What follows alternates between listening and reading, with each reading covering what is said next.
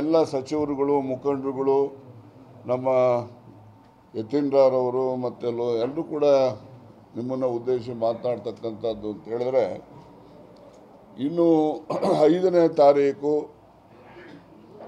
ಹಾಸನ ಕೇಂದ್ರವನ್ನಾಗಿಟ್ಟುಕೊಂಡು ಮೈಸೂರು, ಚಾಮರಾಜನಗರ, ಕೊಡಗು, ಹಾಸನ, ಮಂಡ್ಯ ಮತ್ತು ಚಿಕ್ಕಮಗಳೂರು ಇಷ್ಟು ಜಿಲ್ಲೆಗಳನ್ನು ಒಳಗೊಂಡಂತೆ ಏನು ಈ ಒಂದು ಚುನಾವಣೆಯಲ್ಲಿ ನಾವು ಜಯಶೀಲರಾಗಿದ್ದೀವಲ್ಲ, ಅದರ ಒಂದು ವಿಜಯೋತ್ಸವ ಆಚರಣೆ, ಅದ್ರ ಜೊತೆಯಲ್ಲಿ ಸನ್ಮಾನ್ಯ ಸಿದ್ದರಾಮಯ್ಯನವರ ನಾಯಕತ್ವ ಮತ್ತು ಕಾಂಗ್ರೆಸ್ ಪಕ್ಷದ ಬೆಳವಣಿಗೆ ಮತ್ತು ಗಟ್ಟಿತನವನ್ನು ಮಾಡಲಿಕ್ಕೆ ಇಲ್ಲಿ ಒಂದು ಬೃಹತ್ ಸಮಾವೇಶವನ್ನು ಮಾಡಲಿಕ್ಕೆ ನಾವೆಲ್ಲರೂ ಕೂಡ ಈಗಾಗಲೇ ಚಿಂತನೆಯನ್ನು ಮಾಡಿದ್ದೇವೆ.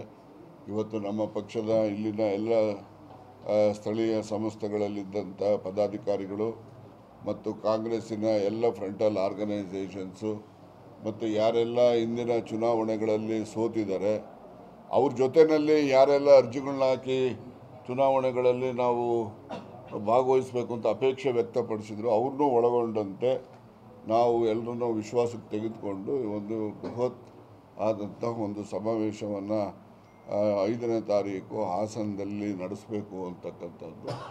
ಇದರಲ್ಲಿ ನಮ್ಮ ಪಕ್ಷದ ಅಧ್ಯಕ್ಷರು ಮತ್ತು ಎಲ್ಲ ಮುಖಂಡರುಗಳು ಕೂಡ ಭಾಗವಹಿಸ್ತಾರೆ. ಈ ಒಂದು ಅಂಶವನ್ನು ನಿಮ್ಮ ಮೂಲಕ ನಾನು ಈ 5 ಜಿಲ್ಲೆಗಳ ಎಲ್ಲ ಕಾರ್ಯಕರ್ತರಿಗೆ, ಕಾಂಗ್ರೆಸ್ಸಿನ ಅಭಿಮಾನಿಗಳಿಗೆ ಮನವರಿಕೆ ಮಾಡಿಕೊಡ್ಲಿಕ್ಕೆ ಬಯಸ್ತೇನೆ. ಇನ್ನು ಮುಂದೆ ಇದನ್ನು